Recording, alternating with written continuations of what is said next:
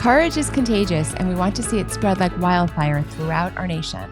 Welcome to the Gold Report, where we hope to inspire you to become 10% more courageous.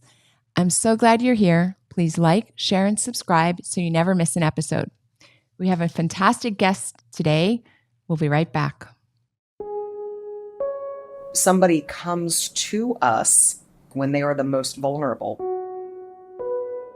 We have an obligation to our patients to tell the truth as we learned it and to not politicize it. We are performing surgeries on these children that have neither the capacity to make these life-changing decisions nor the wisdom, and the only people benefiting is the medical industrial complex, because the more surgeries that are done, the more money it is made. Whether you're talking about an 8-year-old or an 11-year-old or a 14-year-old, I don't see how you can actually derive informed consent. We all know that we can't be getting true informed consent. I didn't really realize, but there was a sickness that had been afflicting the profession for a long time. Our medical industry has objectively been compromised in more ways than one. You become familiar with the sound a mother makes when you tell her that her child is dead.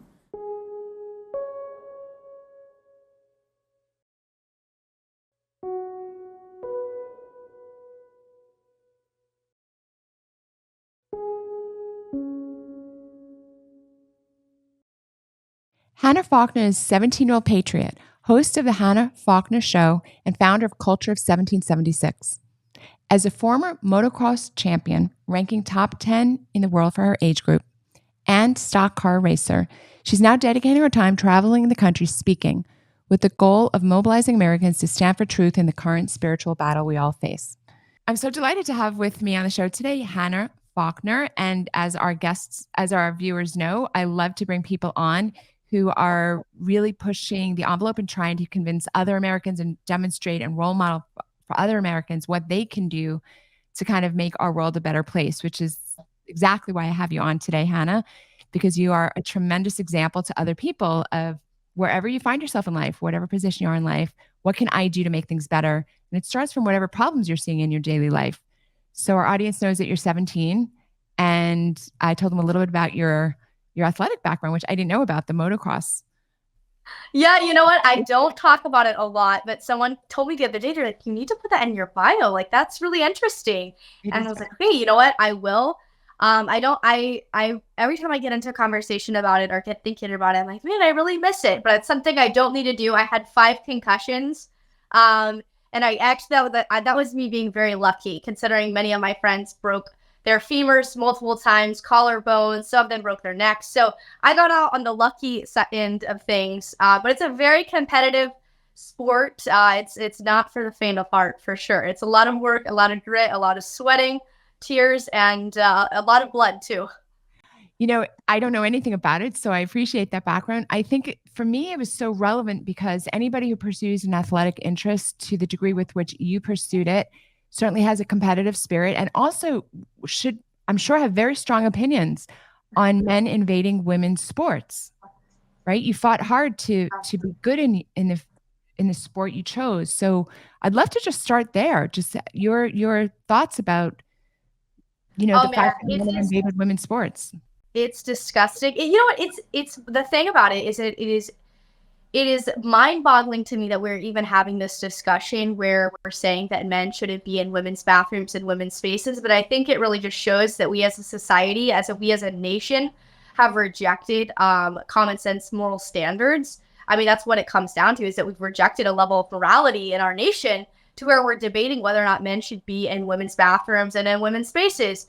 But the biggest problem that I have specifically with the conservative movement is we're never going to end this battle of men competing against women if we don't go to the root of the problem. And the root of the problem here right now is feminism. I mean, if you go back to the 80s and 90s, the feminist movement alongside Planned Parenthood were pushing this notion that male and female, there's no difference between men and women.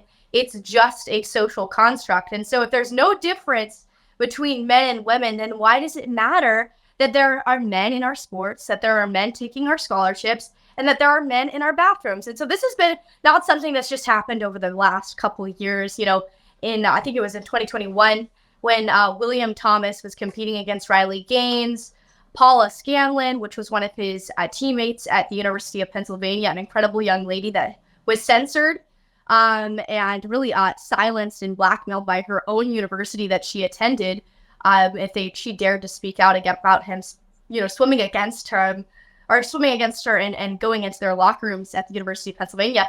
But regardless, if we don't go to the root of the issue and start calling it out for what it is, and that feminism is the reason why we have men and women's bathrooms today, we're never going to solve it. Because I think a lot of times the conservative movement's like, oh, what happened to the party, the movement that used to be for women's rights, that used to be for women, and now they're not. The problem is it's never been about women's rights. It's always been about control. If you look at the history of communist countries, if you look at the history of movements such as feminism, you can understand that if you want to have a Marxist, if you want to create cultural Marxism in that society and ultimately lead to communism, then you need movements like feminism promoting these ideas like liberation and free love and all sorts of things. I mean, we've seen this throughout history in communist countries. So I think that's the biggest problem with this whole girls' sports issue. Like, yes, it's a common sense idea. Men shouldn't be in women's bathrooms. But the reason we're here is because of the feminist movement. Hannah, I'm going to just let you just run with everything. This is fantastic. You've got the whole thing covered. You've got it covered from communism and Marxism, and you couldn't be more correct. So I am obviously older than you, and I remember when I was in high school, really the only sports girls ever played was track, I guess, and tennis, perhaps. But there was definitely no such thing as women's basketball, for example. And nowadays there's women's basketball, obviously women's NBA and scholarships, et cetera. And it was such a battle. I didn't see it so much in terms of feminism or not feminism at the time we were going through it, but it was such a battle for women to get funding for sports because it wasn't as popular as men's sports. And people would argue, well, women shouldn't get as much funding because they're not bringing in as much money. People are not watching them as much. But a lot of people went to battle and they said, well, it's not fair. Like, girls should have an opportunity. And I grew up in a time probably just before that, and then it really started taking off. And I have to say that I was so grateful that women got an opportunity to really play a lot of sports. I mean, it was more than when I was young. And I am blown away that we're just giving that up. I'm absolutely blown away by it. I'm offended as a doctor. I'm offended at my medical brethren that are pretending that biology doesn't exist. Yeah. So thank you for just, I don't know, being fierce. How is this amongst people your age? Like is it Gen Z, your age? Yeah, Gen Z. There's so many different generations. I think the one right after me is like Alpha or something of that. I think it's Alpha.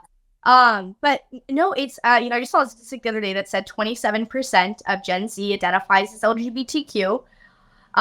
Recently, literally a year ago, it was at 23%. So it is growing substantially. I mean, I think your generation is like less than 3%, maybe less than 1%. I mean, very, very low percent compared to what it is now in just a 20-year span.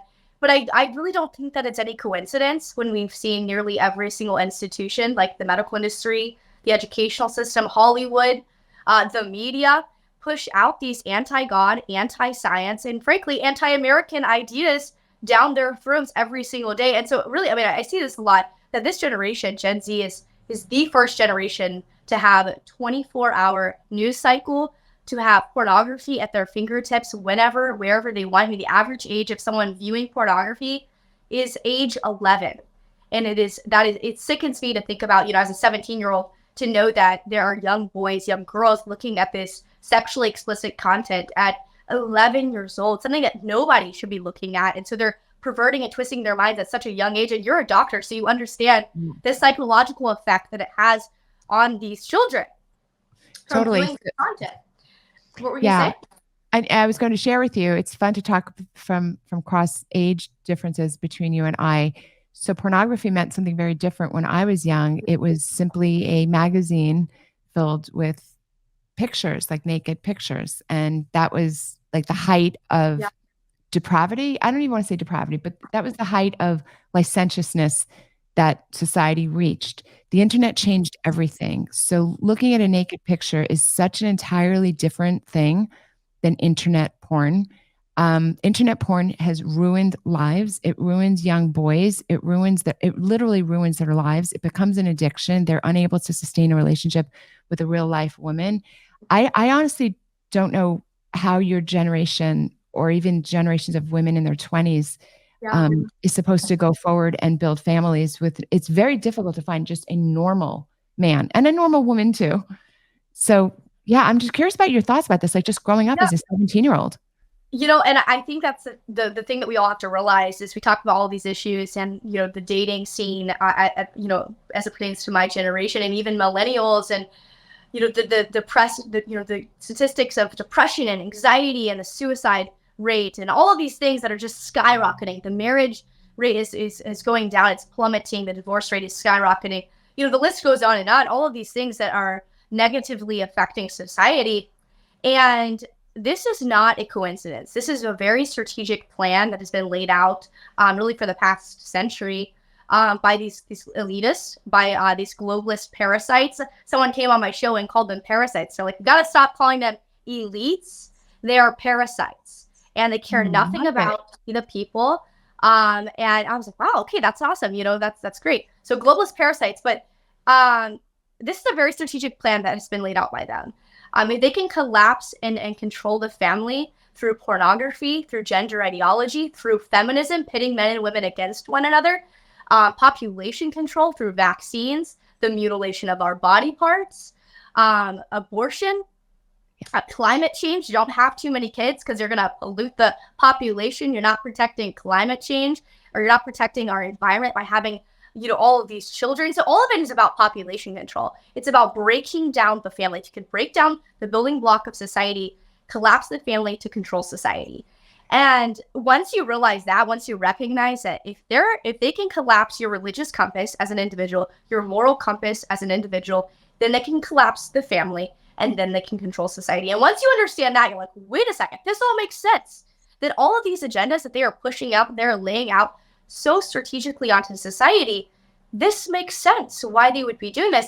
And it's so exciting too to see so many people waking up to these lies. I mean, you're seeing all of these Democrats flip, voting for Donald Trump this election. I mean, Gen Zers are coming out right now. Donald Trump is leading in the Gen Z vote. I can't vote this election, which saddens me so much because it's one of the most pivotal elections.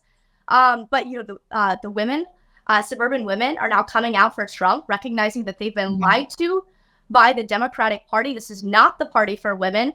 They're actually against women. They're voting to murder unborn women up until birth, leave them on the table and harvest their organs. They're voting to put men in women's bathrooms, men in women's spaces. They do not care about women.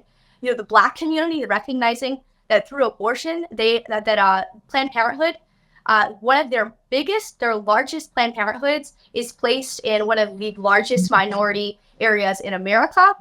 That if you look at where every single Planned Parenthood is placed, it is directly where minorities, Blacks, Hispanics are in that community. And so, I mean, you look at the history of Planned Parenthood, you look at the history of Margaret Sanger. She wanted to exterminate the quote-unquote unfit of society. So people are waking up. And that's what excites me, as a 17-year-old that can't vote and won't be able to vote this election. That it excites me that people are finally waking up, that this is very strategic, that we have been lied to. They're fear-mongering to create division amongst Blacks and whites and really the American people as a whole to control us. So that's what gives me hope for our country, is just seeing a unity. I mean, I've really never seen, at least in the past 4 years, a unity like we're seeing right now with the American people just coming together in droves to vote for Donald Trump this election. Yeah, a lot of people have mentioned to me, I'm definitely a big fan of Robert Kennedy Jr., Bobby Kennedy Jr. I actually, fortunately, know him because in the fight the last 4 years, we've been thrown together at some speaking engagements, and he's a very fine person, very, very bright. He absolutely loves America. I never had any doubt that he loved America. But the main thing, his contribution in his life has been looking at the science around vaccines and also simply wanting Americans to be healthy. I don't know if you know this about him, but as a young Kennedy, that family created the Special Olympics. So the Special Olympics are Olympics for people who have disabilities. So he, as a young boy, as a Kennedy, I forgot what the relationship is, but there was a famous Kennedy who was quite disabled. That's how Special Olympics came along. And so he, as a young boy, worked for the Special Olympics. He told me it was every year, every summer, whatever it was regular. It was a part of his life. So he always was interested in healthy children. And in my lifetime, which is a lot longer than your lifetime, we've never had a president who ever put the health of our people front and center. Now, obviously, there are a lot of issues that are critical for an election. Election fraud and free speech are probably the most important right now. But I'm excited to have somebody involved who at least wants to have healthy Americans. And by the way, you can't be healthy if you believe false things. So I do think that the truth and health go hand in hand. I just want to I want to find out more about how you came to be you, because I know you must know this, Hannah, but you're very different than, I would say, not only your age group, but really most Americans in general. You're very articulate. You're very knowledgeable. You know a lot. You mentioned many things in this like few minutes here that had touched on politics and socioeconomic policies and social policies, et cetera. So how did you get to be so informed and so articulate? I have to say, that's why I'm so passionate about the family unit and the very meticulous planning out of these globalists and the breakdown of the family that they're targeting. And that's why I'm so passionate about it, is because if you do not have a strong family, you cannot have a strong nation. And I come from a very strong family. I'm very grateful for my parents really having a relationship ultimately with my siblings and I talking to us about these issues. I remember watching the news, watching documentaries at a young age, and I didn't always like it, but we just talked about these issues, and they educated me, not the world, not public education. And so at the age of 13 was when I really wanted to get involved. I was watching all of these issues on Fox News and on these documentaries, and I was like, man, what can I do about them? We can talk about them all day long, but it's time for me to do something. And so Turning Point USA came to the homeschool tutorial that I attended at that time, and they were just talking to us about Turning Point, their mission, how we can get involved. And so I started a Turning Point chapter at 13, and we had like 5 to 10 members. It was not anything crazy. But when I was 15, my 7-year-old sister at the time was paralyzed in a freak swimming accident that paralyzed her from the chest down. And so because of her accident, we were placed in 6 medical facilities across the country. And during our time in those facilities was when the several politicians, several activists, influencers were exposing the genital mutilation of minors in these hospitals and how they were imposing the state-sponsored religion, the LGBTQ religious cult, onto the children. And so I was able to see firsthand, as these activists were exposing it in these medical industries and these medical facilities, of them wearing the pins, of them talking about these surgeries. Vanderbilt, obviously I live in Tennessee, so Vanderbilt Hospital was one of those hospitals that were performing these surgeries and placing these chemical castrations into minors. And I was like, man, like I'm seeing these kids come out and talk about how they're detransitioning. This doesn't work. It's anti-science. It's anti-nature. It's anti-reality. You just need common sense to recognize this. And so I felt the Lord telling me, I'm a Christian, and I felt the Lord calling me to host a Teens Against Gender Mutilation rally. And we held this rally. I'm coughing. Sorry. Don't worry, we held this rally in January of 2023. We had about 600 attendees come out, 200 protesters. It was total spiritual warfare. I have never seen anything like it. We had Chloe Cole. She's one of the leading detransitioners. She is one of the most powerful voices in our country right now. At 13 years old, she was put on testosterone and puberty blockers. At 15, she had both of her healthy breasts removed. And so she came out here to share her story in Tennessee. And I will tell you, one of the most discouraging things that I noticed in the state of Tennessee was the lack of the lack of church support I could get for this rally, because it was too political. And let me just tell you, for all of your audience, I'm sure your audience is extremely aware, extremely knowledgeable on these issues, but the mutilation of our body parts is equally spiritual and political. Our bodies are spiritual, and when we mutilate the body that God has given us, that is a spiritual attack against God. And so I'm seeing all these pastors stay quiet on this issue. I mean, you can't change your sex. It's scientifically and logically impossible. You could be a mutilated man or a woman, but you cannot change your sex. And so I'm seeing all of this happen at age 15. And then General Flynn inviting me to the Reawaken America tour when I was 15 in Mount Juliet, Tennessee. And then he invited me back to several others. And so since then, I've just been able to travel and speak. And I started my show, the Hannah Faulkner Show, and my brand, Culture of 1776. But I will say, as I have traveled, it's given me hope seeing these people at the Reawaken America tours and other events just being fired up and ready to save America. But something I said at the last Reawaken tour, it was in Detroit, Michigan. And I mentioned to the crowd, where are the youth at? Bring your kids out, bring your grandkids, bring your friends' kids out to these events, because it starts with you. You can be involved all you want, but if your kids don't see with their own eyes how you care about the truth, how you want them to get involved, and how you are involved in this movement, then how in the world can you ever expect them to get involved? So it starts in the home. It starts with the parents taking their kids to these events, taking them to city council meetings, taking them with them to vote, just doing these small acts with your children, teaching them the why behind the what. You can talk about these issues all day long, but teach them why we fight for these issues. Why are we fighting against these issues, and involve them in the fight for freedom. Have you personally faced censorship? Censorship, as pertains to like YouTube, we've been shut down several times. My brother, actually, he only has like 1,000 followers on Instagram, but one of his videos went viral, like almost 1 million views on Instagram. And he's 11 years old, and they deleted his account 4 times because it was hate speech. And all he was saying is that our country needs more masculine men, that there's too many beta men running around, not willing to speak the truth. So I will say, like, my siblings have definitely faced a lot of censorship. And I get, death threats when I do a lot of debates with liberals, liberal Gen Zers, and we will debate out, like, specifically genital mutilation for minors. And I'll get, for like a week straight, usually I'll get like 100 death threats. But other than that, like, you